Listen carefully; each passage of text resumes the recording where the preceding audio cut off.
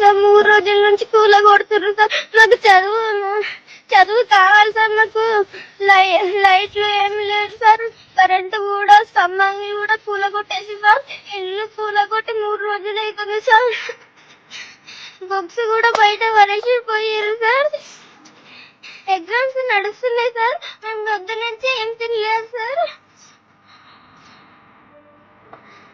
నాకు ఇప్పటి నుంచి తిప్పలు లేకుండా రోడ్డు మీద ఉన్నాం సార్.